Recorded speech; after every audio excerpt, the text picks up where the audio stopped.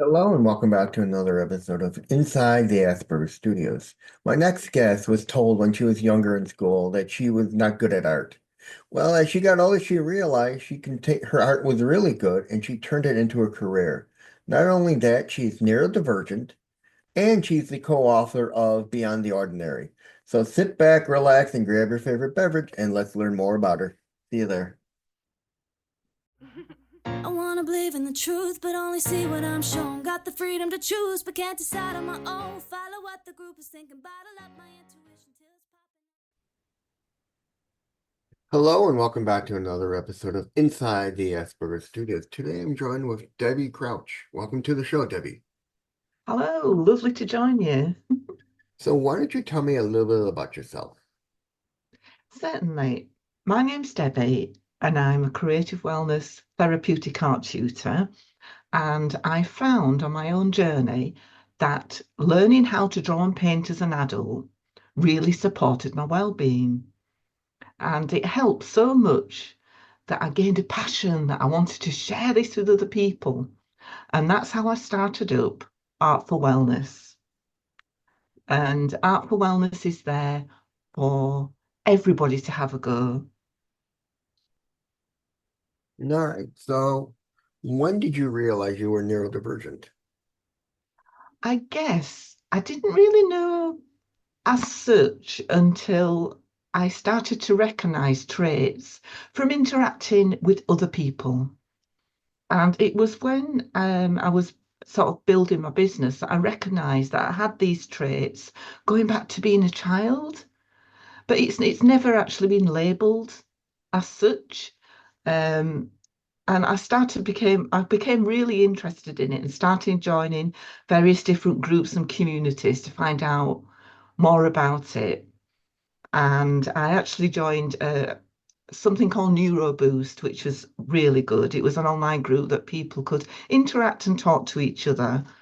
And it made you feel that you were in a safe space, that you could talk about the things that you were going through and feel that you weren't being judged, and realize that having neurodiverse conditions, it's like it's your magic. It's the person that you are, and it's using them as a positive, and to be able to think that you're not different you may be different to other people because they don't understand you, but you've still got a lot of value out there to share with others. Now, did you ever get yourself an official diagnosis? No, I haven't. Not an official diagnosis, no. I've done various, like, like online tests that you can Yeah. do where you answer different questions, and Hmm. that's identified it being there. And I know from talking to other people, I recognized different traits that I have and things that I struggle with. Um, but I'm a great believer that you don't actually always need a title or you don't need a tag. You just need to think of it more of an understanding that yes, there is something different about me, but that's all right. Hmm. And That seems to be the key to everybody who's neurodiverse is they need to accept that, hey, you are different. It's all right to be different, and it's all right to stand out. that's right, definitely. Now, when you realized that you were neurodivergent, did you have you figured out what you were? Was it ADHD? Was it ASD? Or was it another form of neurodivergency? I think, I mean, I'm not an expert by any means, but I think it's more on the ADHD side of it. And I recognize how sometimes I get confused, and I recognize symptoms like going back to my childhood. I was very introvert. I didn't seem to fit in with everybody else, seemed different. And my style of learning has always been different to how other people have, have Hmm. wanted to learn things. So it's reflecting really on experiences that I've gone through personally. Now, so that means you probably deal with things like running thoughts, constantly jumping from one project to another. Did you? before you figured out you had ADHD, did you feel different from everybody else? Like, Yes. why are they able to focus on something and my mind is just scattered all over and I'm jumping all over the place? Yeah. Because you'd look at other people and they would deal with things in different ways, and you think, well, I don't think like that. Or you may realize that you need a little bit more information to process what you're trying to understand in a different way, in a different format to what everybody else may need it around you. Hmm. Now, from reading your bio, you had said when you were growing up in school that you had an art teacher that literally said, "Why are you doing art? You're not good at it." What Mm. was it like to realize later in life that, hey, wait a minute, he was wrong. My art is what I love, it's what I'm good at. Yes, because at the time, being a young person, you really believe what these adults say, that they must know more about the world. And if they say that you're not any good at art, then that must be true. But I think when you learn more about yourself and realize that these people didn't really know you as a whole person, they didn't know what you were interested in, they didn't know how Hmm. you like to learn things, and it was very narrow-minded in the way people were pigeonholed into certain ways of thinking. And it's from finding that I had a passion inside to do something as an adult made me realize that not that I'd wasted my time, but I hadn't really followed the direction in my life that I wanted to, and that they were wrong. That whatever they said, they had not got the right to stop me from having my dreams, from having my vision, from wanting to explore something that I really enjoyed. Hmm. They weren't the definite person to say that is the truth. And realizing that you have a right to choose what you want to do and what you know is better for you. And it's about exploring, it's about Hmm. having a go. It's not being afraid to just splash a bit of paint, or it's not being afraid to express yourself. And it's not copying somebody else, it's finding your own style that's inside of you. And everybody's got a way of being able to create and express themselves. And it may not be the same as yours, but that's great. You know, the world would be a boring place if we all did the same thing. That's so true. I mean, I've talked about it many times, and I mentioned it in my book, and I've mentioned it on my podcast. And what people don't realize is if you look at things like Ford, and when you first started with the first car, it was one model, one brand, one color. And after a while, people just got tired of everybody having the same thing. And then eventually they came to him and they said, "Hey, we want a different color, we want different models, different types of things." And he realized, people are right. Why don't we have different types? And why don't they give them different types? And then all of a sudden, you have Model Ts, you have sports cars in red and black and green, different colors, and everyone was sharing their differences because they weren't normal anymore. They were standing out because they had different colors and different models. No one was the same anymore. And it's the same today with like when we had COVID with the masks. No one Mhm. wanted the same old boring little hospital mask. Everyone was wearing different masks. You got masks that light up, masks with animal prints on them, masks with colors on them. It's that feeling of, hey, I don't want to be part of the fray. I want to be one that stands out. I don't want to be normal. I want to be different. And I want people to see that I'm different. And it's knowing that you've got a choice to be yourself. It's knowing that you've got a choice to choose what you want. Hmm. It's not, like I said before, being pigeonholed into a certain area, which unfortunately society tends to do that with people. You know, you're supposed to do this and you're supposed to behave a certain way. And life isn't like that. It's finding out how to be the best you that you can be, and accepting that that is the good person. That is the good person. I mean, what people don't understand is, and I've talked about this wholeheartedly with a lot of my guests, is teachers, caseworkers, they need to be taught how to deal with those of us who are neurodivergent. And this is because we're a totally different breed than the neurotypicals. Our minds think differently. We see the world differently. You can't just sit there and dictate to us, you can only do this because of your disability. And I've been through that, and I've had countless other people been through it, tell me they can't do this, and then they turn around and, well, look, lo and behold, they've become a successful person. It's a framework of, hey, listen, you need to understand how our minds work. We're Yeah, not like everybody else. that's true. And I think you can see that in children in schools. Hmm. I mean, there's some organisations that are really good and they embrace the idea of letting the child develop in the best way for them as a person. But unfortunately, it's not always the case. And just because somebody isn't academic or goes down this doesn't mean to say that they haven't got a lot of value, that they can't do something extraordinary that they're really passionate about. Hmm. And if we could change people's perceptions on how to treat people, it'd make the world a better place, wouldn't it? Yes, I mean it's like the old story of the art teacher telling their student, hey, you can't paint that flower that color that because it doesn't come in that color.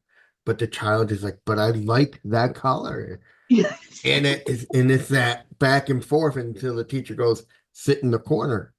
You gotta teach creativity early on in the childhood Yes, because people don't realize creativity comes from your imagination. it does. It's an outlet that we use. It's what makes us happy. It's what our imagination draws from. If you can teach these teachers to ex push onto these kids, be creative, be who you want to be, draw the colors you want to draw. It kind of reminds me of a Harry Chapin song where the little girl goes to school and she's painting the flower one color, and the teacher says, no, you can't paint it that. And then the child gets put in the corner, and then child goes to another school, and it's like pushed into her head that flowers only could be one color. And she's doing that. And this teacher's like, no, be as creative as you want to be. Paint it whatever color you want. Paint it the colors of the rainbow. This is the kind of teachers we need in our Yes, school systems to push creativity. absolutely. Yeah, and to let people explore, Mhm. to let them have fun, to enjoy it.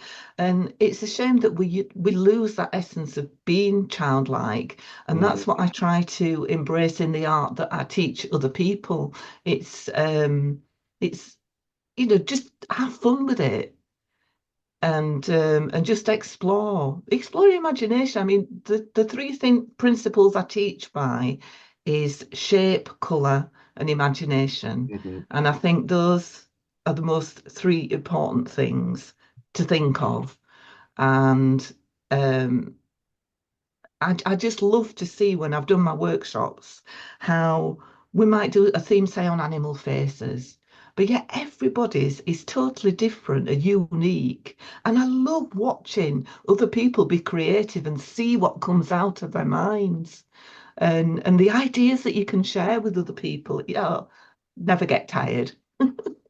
What teachers and people, parents don't realize is our creativity, our love for art, it's an outlet.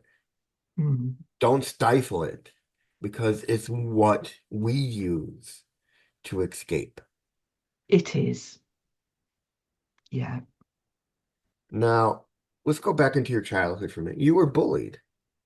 How did Yeah. you get through all that? I guess.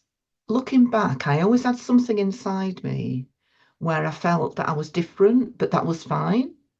That I felt that somehow I knew I was going to have a different life to the other people around me, that I wasn't going to follow protocol.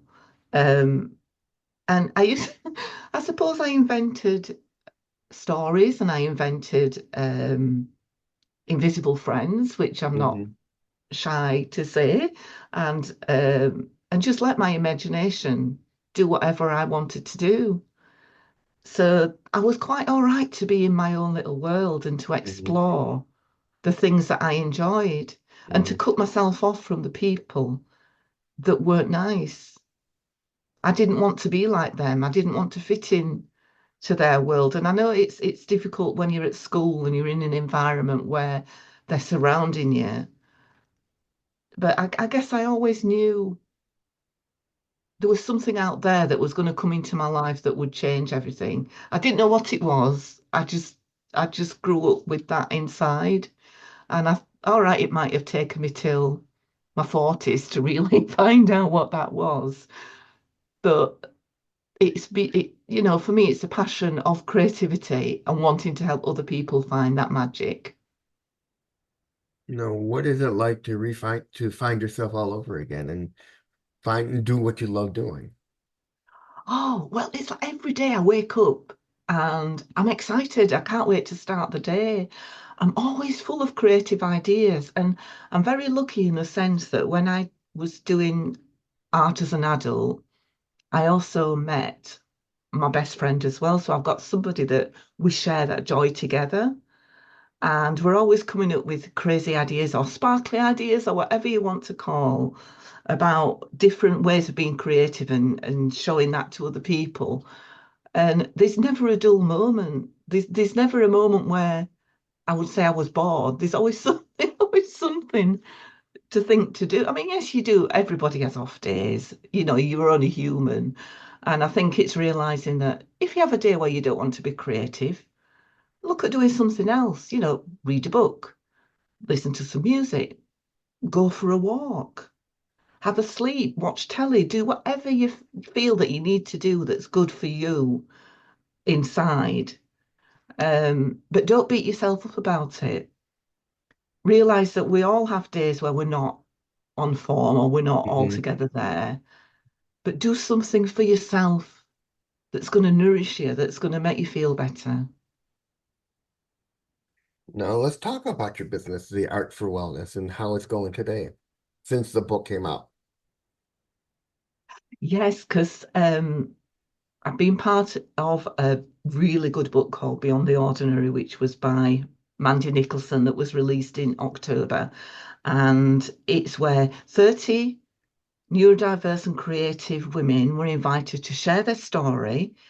And in their story, it's about the different things that they've been through in life and how they've overcome their barriers and their hurdles. Hmm. And it is so powerful to read that, I'm learning something all the time by reading everybody's chapters and everybody's stories. And this book is there for being able to help and support other people. And it's just an amazing feeling to think that you've been part of a book that is out there in the world now. And well, on the day of launch, when it became a number one bestseller, we were actually at a venue where the book was being launched, and the atmosphere was, we were all so excited to celebrate. And there were some of the authors there that were sharing their stories, and you could really feel the emotions in the room as if you were going through their experiences and their own personal stories. And yeah, it's just got so much value. Sorry, I could talk about it all day when I get going. So, did the book help your business? Yes, because I'm able to share that with other people and to show them that I, I'm not afraid to share my story and that other people aren't afraid to share their story, but they're doing it in a way where they want people to realize that they're not on their own, that they're not alone, that there's Um, always something they can learn from that. Oh. That's a huge lesson is in in the neurodiverse world is people Yeah, need to realize they're not alone. There are millions of people out there who are neurodiverse going through similar stories, similar situations as yours and all the other women that have shared their story. It's it's really a tale of, hey, you're not alone in this world. yeah, There are millions others out there relating to your story who've gone through something similar. that's right. Yeah. Now, what is it like doing the stuff you love doing? Waking up every Oh, day and just teaching art. it's I can't express how much joy and hope it makes you feel inside. And when you get feedback from other people, or you can see how they've grown and developed, um, or I even did a workshop recently where there was an elderly man there, and he said right at the beginning, "I haven't got a creative bone in my body. I don't know what I can do at this workshop." But he threw himself in and he started having a go, and he made a picture. And at the end of it, he says, "That has been really enjoyable. It's brought up thoughts and memories for me that I'd completely forgotten about." And he says, "When you're coming back to do it again, and when you can see how it's helped and supported somebody else, it's just it just fills my heart with joy." And that's what it's about. Not only doing it for yourself to feel good, but doing it so others can see those benefits as well.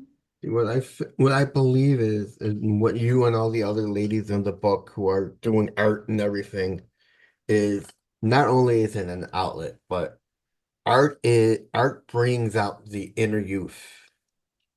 And you're no longer thinking like an adult at that point. You're thinking more like a child. You're letting your younger self take control of your body and you're having fun. And that's part of life is to have fun and Yeah. not be so, to use an English term, stodgy, Yeah. to enjoy life. And art is all about being creative and I applaud all you women who help with art because art is one of the main creative outlets there is in the world is because you get to do what you see in your imagination. Yeah. And how many times can you say that you can do that and express your inner feelings that you might not have even known were there? And sometimes through being creative, you can express yourself by visuals that you can't say in words. So it's Hmm. like another form of communication as well. And I'm pretty sure you're gonna see that elderly man as he evolves through time, as he Yeah. comes back, and you'll see his art will start to get better and more refined and better, and then to the point where he's gonna be so excited about it. That's and encouraging people to put their art on the wall and put it somewhere where they can see it and enjoy it. Um, because I know from my own experience, my art teacher always used to say, this is as an adult, he always used to say, there's no such thing as bad art. It's just a happy accident. Like if you do something and it doesn't quite go the way you expect it, then it's a happy accident. And sometimes it can turn out if you move away from something and come back and have a look at it, and you start seeing things in there that you didn't see before. In fact, he encouraged me to enter a competition at our local gallery. And that's what my friend and I did. We drew a picture, painted a picture, entered it into the gallery. And just to be selected to be in the gallery and have our pictures on the wall and go in and see it, to me, it was like winner, total winner, just being able to do that. And I would advise anybody if they get the opportunity to enter a competition to just go for it, just do it because you just never know where it's going to lead to. Now, you had gone through a new form of college, a college that helps people recover from their Mhm. mental breakdowns and everything. Let's talk a little bit about that, and then we're gonna go talk about how you re how the book has helped you, and how did this college help you get past your past traumas?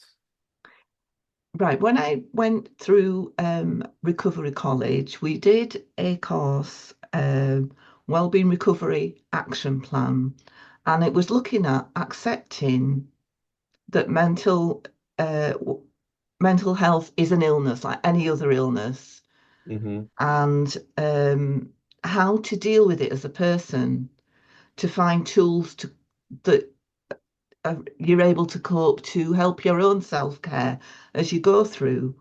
And I went on to be a volunteer in the organisation afterwards as well, so that I was able to help and support others by doing the recovery plan. And then when I first set up my business, I did a recovery coaching course to better understand more about what recovery is about, what people need, um, so that I can bring that into my creativity, so that when I'm delivering my workshops, I feel that I've got a real lived experience and a Hmm. real understanding of what it's like for other people out there. And I Yeah. think that that's helped me to be able to offer the things that I do. All right. Now let's dive into the whole book. What inspired you really to share your story with the world? I guess part of my recovery, one of the first things that they said was that there is a power behind sharing your story. Now, at the time, I had a fear inside still where I didn't feel that I could express myself or share my story because I feared being judged. I feared what other people would say. Hmm. And there's always that, whether it's social media or media, Hmm. whether they're going to I don't know what word to say, but when they don't get it right and the message out there doesn't become a positive one, and you worry about that. So it's through doing different courses and meeting different people, being in different groups. And as I've built my confidence and understood more about how to share your story and in a way that is helpful and supportive for other people, that I thought, yes, I want to do that. If by sharing my story, if that helps somebody to identify that they're not alone, or that there is a way to change a life, or that there is a connection by being with other people, then there's power behind that. I mean, you're not alone in the fact that the fear of being judged. I talked to with another woman who shared their story, and she she was hesitant about sharing it because she was afraid she was going to be judged and what people would think of her. And I told her, don't be afraid. Just be proud of it. I mean, because not many people get to share their story with the world. You are who you are, and it's part of who you are. I mean, it's part of life, the fear of being judged. And I mean, it's the same thing that went through my mind when I wrote my book is, do I really want to publish it? What are people going to think of me? What kind of reviews am I going to get on it? And as people keep telling me, people are gonna say what they want to say, but don't be afraid because if they leave a review, that means they bought your book.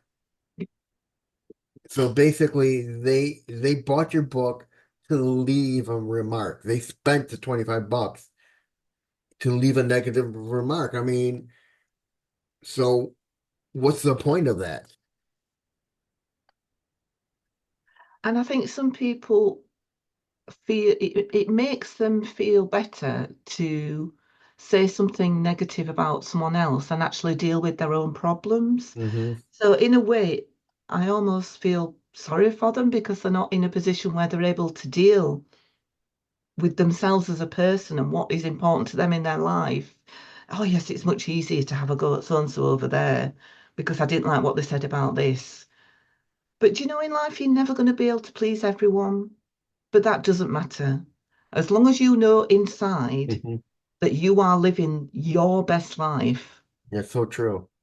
then it doesn't matter, does it? I mean, what people need to realize is you go onto Amazon and you look at any product out there, you're gonna find the good and the bad. You're never gonna find one product that's got all positive reviews. There are those who will either get something that came from a bad batch or some people that had a bad experience. And with books, you're gonna get someone who just can't relate to it. Someone who doesn't understand what the neurodiverse world is like, who can't relate to it, and is gonna leave a bad review because they can't relate to it. Mm. And a review is a review no matter what. It's something that's on your that's something that's there because they left it there. Someone who leaves a negative review a lot of times is, like you put it, is almost in a sense a bully. Mm. And the best action is just to let it go. Yeah, Don't communicate with them, don't remark to them. Just let it go. It's a review and it will you're gonna get more people will see that you'll get more positive than you'll get negative. absolutely. Now, what does it mean to you to have people read your story and relate to it? Oh, it gives me a warm, fuzzy feeling inside. It's I can't always express things by words, but it makes me realize that I've done the right thing from sharing it if it's going to help someone else. Because I think when you're going through these situations, you do feel alone. You do feel that there's nobody out there that you can talk to. But when you read someone else's story, I've done it myself. I've read other people's story and thought, they've been through this situation. And I'm reading it from a different perspective because they're on the other side. And it's the learning that you get from that. Hmm. And to realize that nothing ever stays the same. Things are constantly changing, constantly changing. Now, what does it feel like to be part of the number one best-selling book on Amazon? Oh, oh wow. It feels unreal. It feels like being part of an amazing gathering of people that have shared their heart and soul behind it. And to be number one, it wasn't really about when you did it, you didn't think, oh, I wanted to be number one or how many books you're going to sell. You do it because you want to share what's in here Hmm. with somebody else. But to think if it got to number one, people are wanting to read it, people are wanting to know more about it. And it's more to do with it's more to do with if it goes out into the world, how many people is it going to help? How many lives is it going to touch? Hmm. Um, yeah, that's to me what it's about. And I mean, I mean, I haven't read the book, but just from talking from you woman, I can tell there's going to be many women that will read this book who are neurodivergent and are going to relate to you're going to find women who are going to relate to every story and realize, oh my God, this is my life. Yeah, This explains why I'm different from the world, why I stand out from the pack. This is why this these women have shared their stories, and I relate so much to them because I've gone through a lot of what they've gone through. yeah, that's right. And it's Now, also knowing well, there's similarities as well between mhm. stories. Like when you read somebody else's story and you say, oh yeah, I recognize that bit, or I recognize those feelings, or and it's the things in common that bring you together as well. It's like when a parent gets their child diagnosed with ADHD or autism, and the doctor's sitting there describing the traits, and the parents just looking back at themselves and like, "Yup, I have that. I do that. I do that." And then they realize, "Wow, that means I must be autistic or have ADHD myself." It's the commonality of sharing common traits or kind of like you said, emotions or feelings. It's a powerful thing. Yeah, it is. Now, how hard was it for you to write this story? Um, I guess because it came from the heart, it didn't feel like a hard task to do. It felt that I was speaking my truth. Yes, you have to think about how what messages you want out there and Mhm. how you want to share that with someone else in the right way.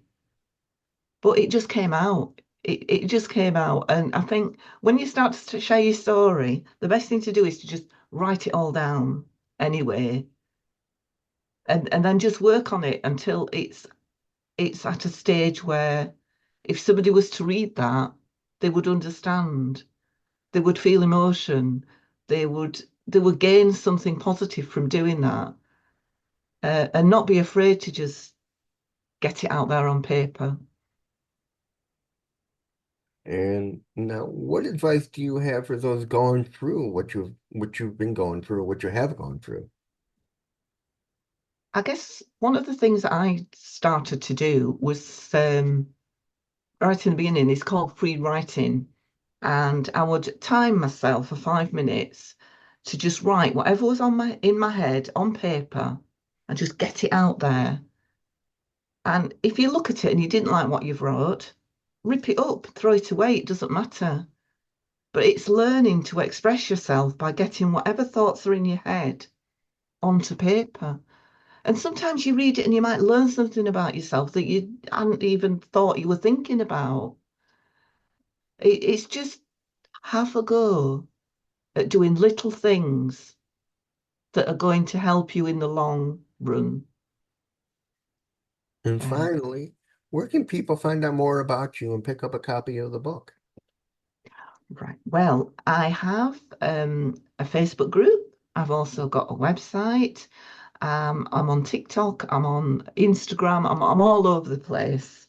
The books are on Amazon, available on Amazon. And if you look for Creative Wellness Journey.co.uk, or if you look for Artful Wellness with Debbie Crouch, but I can share the links and everything with you if anybody's interested in finding out who I am, where I am, and what I can offer. And that's it, ladies and gentlemen. I'm Reid Miles. That was Debbie Crouch, and I'll see you on the next one. See you there, everybody. Thank you, Debbie. Thank you.